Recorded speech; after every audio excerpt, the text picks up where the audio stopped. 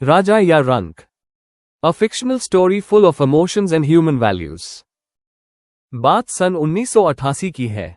मैं अपने परिवार के साथ हिमाचल प्रदेश की तलहटी में बसे एक सुदूर गांव चंद्रपुर में रहता था।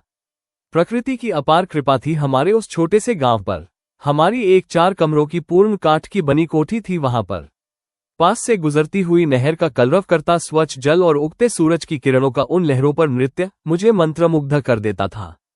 मुझे बचपन से ही भोर होने से पहले उठने की आदत थी, क्योंकि मेरे पिताजी फौज में नौकरी करते थे और उनको हर सुबह 6 बजे से पहले अपने ऑफिस पहुंचना होता था। उनको सुबह की चाय देना मेरी जिम्मेदारी थी। चंद्रपुर में बाहर आने पर पेड़ों पर फूल फल लद जाया करते थे। शीतल मंद पवन के झोंके शरीर को रोमांचित कर जाते थे।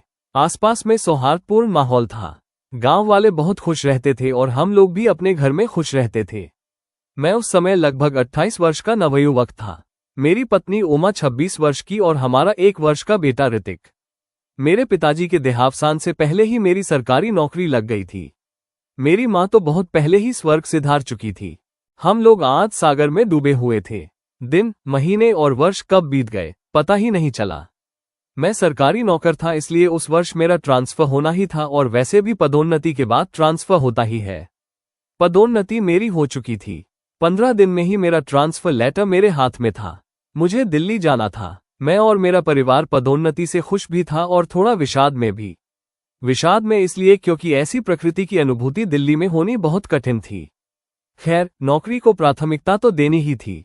कोठी को अपने एक रिश्तेदार के हवाले करके हम दिल्ली आ गए।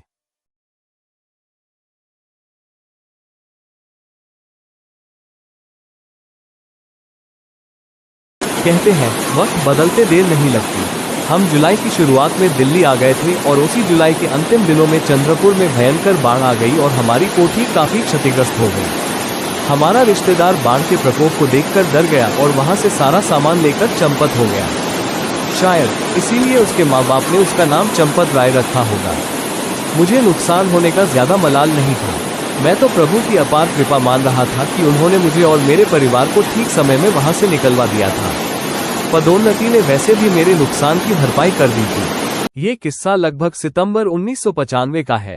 मैं दिल्ली में करोलबाग बाजार से निकल रहा था, मस्त, लापरवाह, अपनी ही धुन में। त्योहारों का मौसम था। तभी अचानक पीछे से एक काले बदरंग कुत्ते की तेज भौंकने की आवाज सुनाई पड़ी।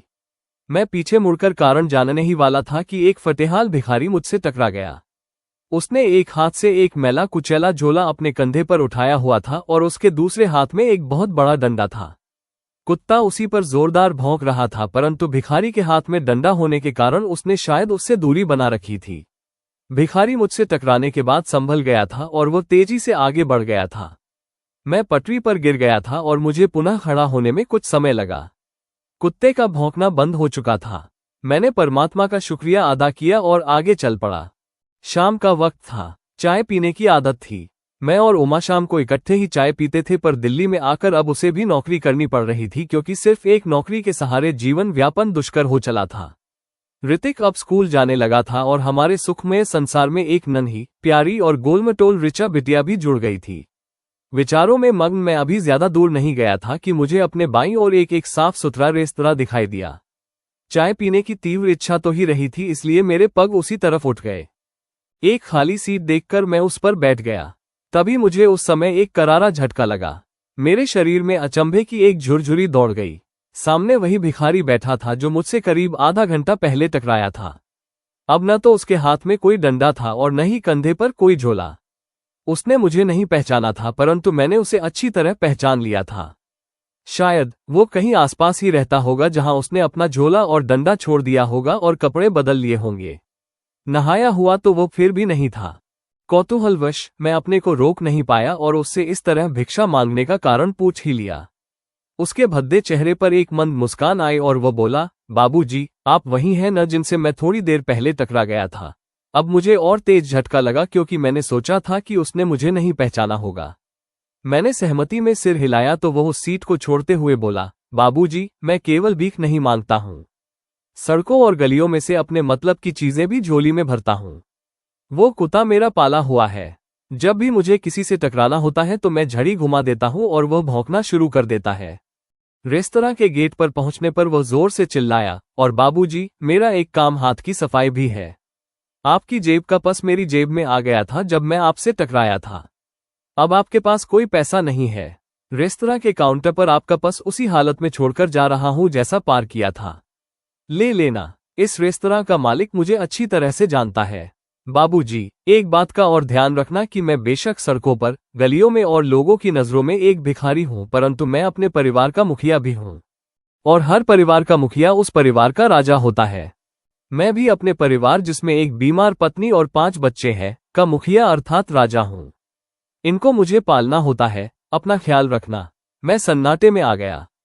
चाय पीने की इच्छा खत्म हो चुकी थी। भारी मन से रेस्तरां के काउंटर पर पहुंचा और अपना पर्स लेकर सीधा घर पहुंच गया। मेरा उतरा चेहरा देखकर उमा ने कारण पूछा, परंतु मैंने उसे टाल दिया और अपने बिस्तर पर आकर भारी मन से लेट गया। मुझे पता ही नहीं चला कि कब मुझे नींद आ गई। समय और मन बहुत गतिशील होते हैं। थोड़े दिनों में ही मैं ये घटना भूल गया और अपने काम में व्यस्त हो गया, परंतु मेरी अवचेतना में वह घटना इंगित हो चुकी थी। अब मैं घर से बाहर बड़ा सजग रहने लगा। मेरी निगाहें हर आसपास से गुजरने वाले को शक की निगाह से देखने लगी थी। जीवन में कुछ ऐसा मोड़ भी आएगा, ऐसा मैंने कभी सोचा भी न था। जैसे ही कोई मुझसे जरा सा भी टकराता, मेरा हाथ सीधा अपनी जेब पर जाता और चेक करता कि पर्स सुरक्षित है या नहीं। एक बार तो मेरा ऐसी ही बात पर झगड़ा भी हो गया था, जबकि वास्तविकता में मैं अपना पर्स घर पर ही भूल गया था। सुख दुख का निरंतर चक्र चलता रहता है। धीरे धीरे परंतु लगातार हम अर्थात मैं और मेरी पत्नी ने मिलकर अपने अपने ऑफिस से वापस आने के बाद अपने बच्चों को स्वयं पढ़ाने लगे।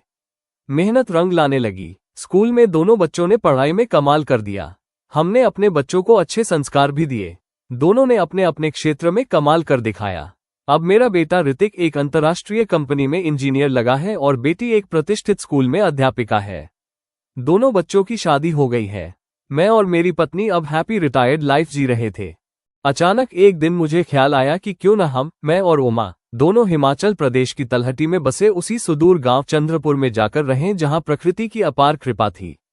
उमा तो पहले से ही यही चाहती थी। हम दोनों अगले दिन अपनी गाड़ी में बैठकर चंद्रपुर की ओर चल पड़े। रास्ते में आए बदलाव देखकर हम दोनों स्तब्ध थे। जहां पहले गांवों की मिट्टी की सुगंध हमारे शरीर को मदहोश कर देती थी, उनकी हरियाली हमारी आंखों को तृप्त कर देती थी और चारों ओर से बहती मंद मंद हवा अपनी शीतलता का एहसास कराती थी। अब वहां ऐसा कुछ नहीं था।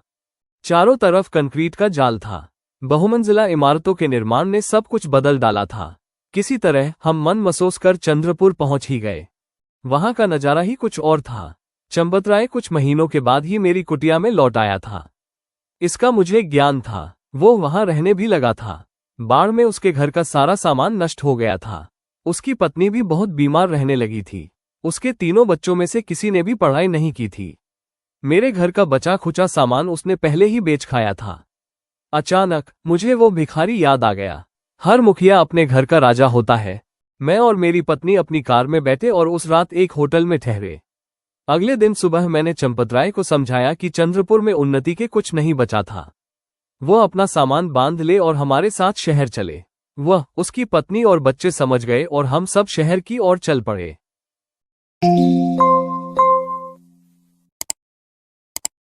Like, share and subscribe Baggat Creativity.